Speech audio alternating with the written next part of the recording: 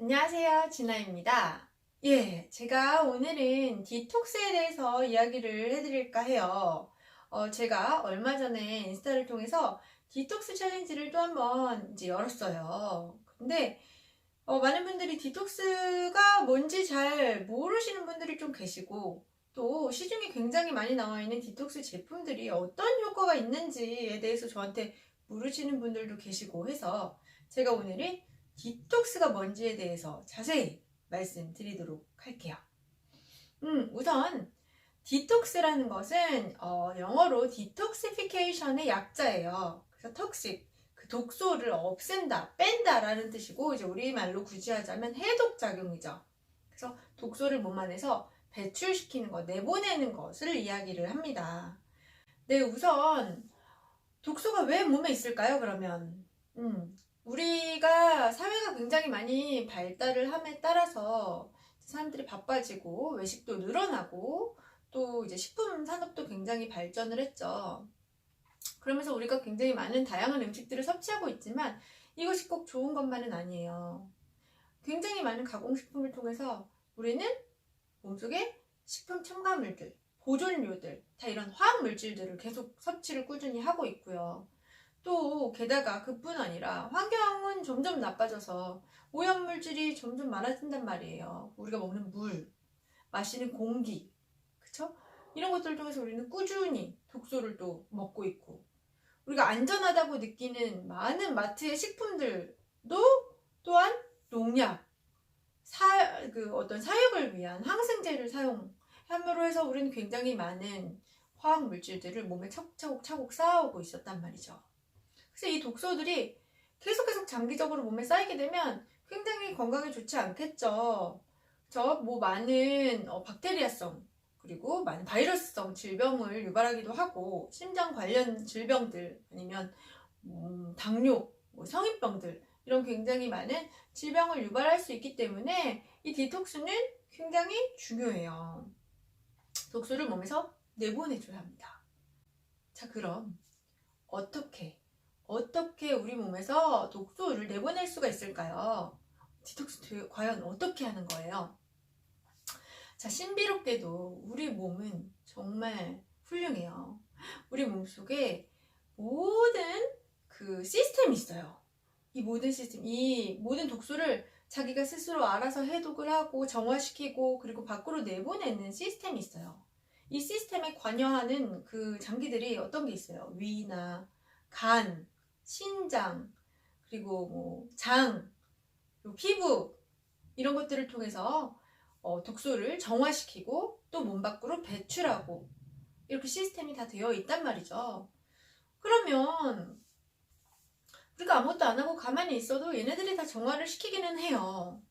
하지만 문제는 뭐냐면 이 정화시키는 속도에 비해서 우리가 나쁜 것들을 흡수하는 속도가 더 빠르다는 거죠. 그러니까 몸에 정화시키고 빨리 내보내야 되는 것들은 계속 쌓여가는데 이 장기들은 그 일을 전부 다 못해주고 있다는 거예요. 그래서 우리가 어떤 특정 디톡스라는 디톡스 어떤 클렌즈를 통해서 이 장기 기관들에게 일을 좀 덜어주는 거예요.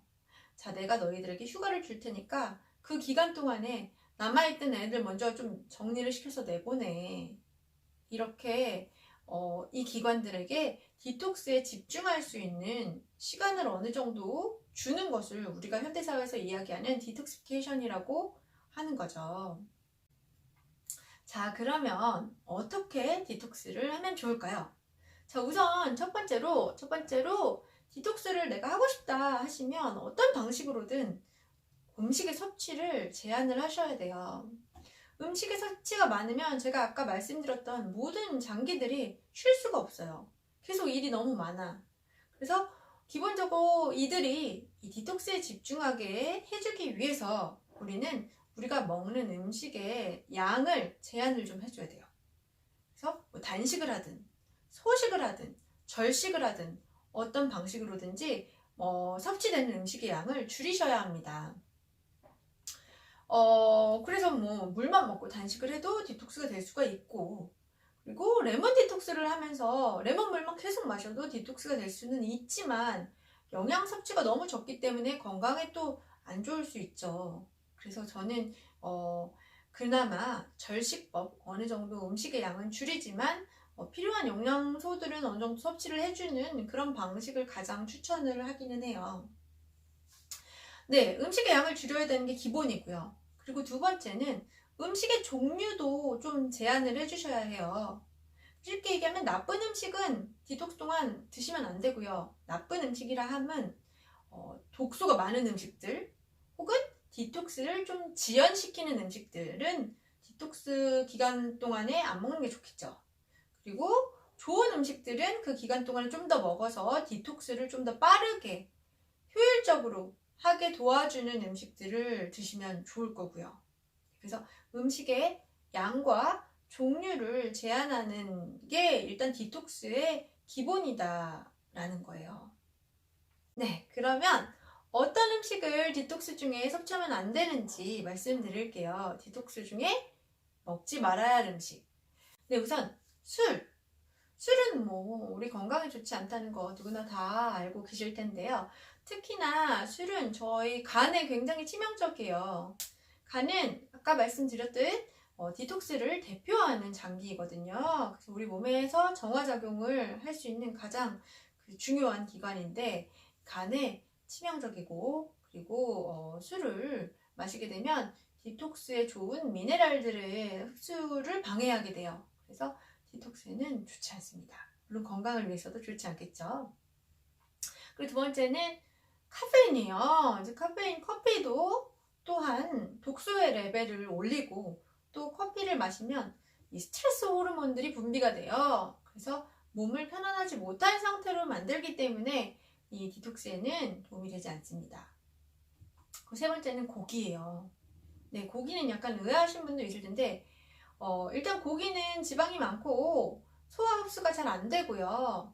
그리고 몸 안에서 나쁜 박테리아를 만들어낼 수 있고, 또 고기를 사육하는 과정에서 항생제가 사용되고 하는 경우들도 있기 때문에 이 디톡스에는 전혀 도움이 되지 않아요. 네, 네 번째는 유제품인데요. 유제품은 우리 몸에 좋은 줄 알았는데 칼슘도 있잖아요. 물론 좋은 영양소들이 있기는 해요.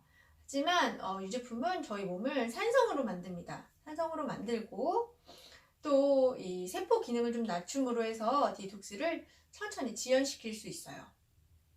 네, 또 정제설탕이 있는데요. 설탕은 혈당 조절에 굉장히 어려움을 주고, 또 우리 위장 내에 안 좋은 박테리아 번식을 하게 하기도 하고요. 그리고 좋은 균을 더 억제시키는 그런 역할도 합니다. 설탕은 안 좋은 점이 너무너무 많은데 이것에 대해서는 제가 또 다음번에 이야기를 자세히 드려보도록 할게요. 네, 그리고 또 디톡스 중에 안 좋은 음식 밀가루가 있는데요. 밀가루는 위와 장에 자극을 주고, 또 소화와 배설에 어려움을 주고, 그래서 디톡스 중에는 드시지 않는 것이 좋습니다. 네, 그리고 가공식품, 아까 말씀드렸다시피 가공식품은 화학 물질이 굉장히 많이 들어있어요. 이제 여러 가지 각가지 다른 이름들을 통해서 식품 보존료, 착색료, 여러 가지 이거 다 화학 물질이거든요. 이런 것들이 몸에 들어오면 당연히 디톡스는 지연되고, 또 이것을 분해하려면 더 힘들어하겠죠. 그리고 기본적으로 가공식품들에는 염분과 당분이 들어있기 때문에 이것 또한 디톡스에 좋지 않습니다. 네, 그리고 짠 음식도 좋지 않아요. 짠 음식은 세포 기능을 저하시키고 혈압에도 굉장히 좋지 않기 때문에 짠 음식 또한 디톡스에 도움이 되지 않아요. 네, 그래서 제가 방금 말씀드린 음식들은 디톡스에 좋지 않고요. 이 음식들을 제외한 신선한 채소, 과일, 통곡물, 콩류, 그리고 견과류 이런 것들이 디톡스 하는 동안 드셔야 하는 것들입니다. 신선한 채소나 과일은 저희 위 기능에 굉장히 좋은 효소들을 많이 분비시켜서 디톡스를 더 빨리빨리 진행될 수 있게 도와주고, 굉장히 많은 미세 영양소들을 가지고 있죠. 네, 그리고 통곡물, 정제되지 않은 통곡물들을 드심으로 해서 우리 현미밥이라든지 뭐 밀가루를 제외하니까 뭐 퀴노아라든지 메밀이라든지 이런 여러 가지 통곡물들을 드심으로 해서 식이섬유를 많이 흡수를 하고, 그러므로 또 이 배출도 용이하게 할 수 있기 때문에 디톡스에 도움이 됩니다. 네, 그리고 견과류들은 굉장히 많은 미세 영양소를 가지고 있고 세포 기능을 회복시키는 역할을 하기 때문에 이 또한 또 디톡스 중에 좀 드셔야 해요. 네, 그래서 디톡스에 도움이 되는 음식과 그렇지 않은 음식에 대해서 말씀을 드렸는데요. 자, 이번에는 과연 디톡스가 다이어트에 도움이 될까? 인데요. 네, 맞아요. 도움이 됩니다. 아까 말씀드렸듯이 일단 기본적으로 디톡스 하는 동안에는 음식의 섭취를 줄여야 하잖아요. 그게 기본이라고 했으니까. 음식 섭취가 줄어드는 데다가 또 나쁜 음식을 먹지 않으니까 섭취 열량이 줄어들죠. 그럼 당연히 살이 빠지겠죠. 네, 플러스 디톡스를 통해서 간이 굉장히 좋아진단 말이에요. 간 기능이 회복이 되면 간이 단순히 디톡스만 하는 기관이 아니라 사실 지방도 태우는 역할을 하거든요. 그래서 간 기능이 회복이 되면서 지방을 더 빠르게 태울 수 있어서 다이어트에 도움이 됩니다. 물론 디톡스 자체를 꼭 다이어트를 위해서 하는 것은 아니지만 다이어트에 분명히 도움이 되는 것은 사실입니다. 네, 그래서 많은 분들이 궁금해 하시는 것 중에 하나가, 그러면 어떤 디톡스가 더 효과적이에요? 레몬 디톡스? 뭐 아니면 시중에 파는 디톡스 효소들? 아니면 뭐 진아님이 하시는 어떤 이런 생채식 위주의 식사를 통한 절식을 하는 디톡스? 뭐가 가장 효과적인가요? 하시는데 저는 일단 건강을 해쳐서는 안 된다고 생각을 하고요. 건강을 해쳐서는 안 된다고 생각을 하고, 시중에 파시는 물론 시중에 파는 그 디톡스 보조 제품들이 효과가 아예 없다고 볼 수는 없어요. 물론 디톡스의 진행을 조금 더 빨리 시켜주는 부분은 있을 수 있지만 그것이 뭐 좋은 음식을 섭취하는 것과 크게 다를 바 없다고 생각을 합니다. 저는 고소당하는 거 아니겠죠? 네, 크게 다를 바 없다고 생각을 합니다. 그리고 물만 드시고 하는 디톡스는 너무 건강에 좋지 않을 거예요. 영양 섭취가 너무 적어지면 일단 일상생활이 불가능하고, 그리고 그 음식에 대한 요구가 너무너무 커지기 때문에 디톡스 후에 후폭풍이 몰려올 수 있어요. 그래서 저는 어느 정도 소식을 통해 디톡스를 하는 게 좋다고 생각을 하고요. 꼭 저처럼 기간을 정해놓지 않고 그냥 장기적으로 쭉 천천히 디톡스 하시는 방법도 있어요. 내가 평소에 먹는 것보다 조금 적게 먹으면서 제가 아까 말씀드린 디톡스에 좋지 않은 음식들을 서서히 제한하면서 내가 좀 더 천천히 그 장기들의 기능을 회복시키는 방법 또한 있습니다. 꼭 나 오늘부터 디톡스 해야지 해야 하는 것은 아니에요. 근데 우리는 인간이고 이 모든 속세 음식에 길들여져 있기 때문에 그게 정말 쉽지 않죠.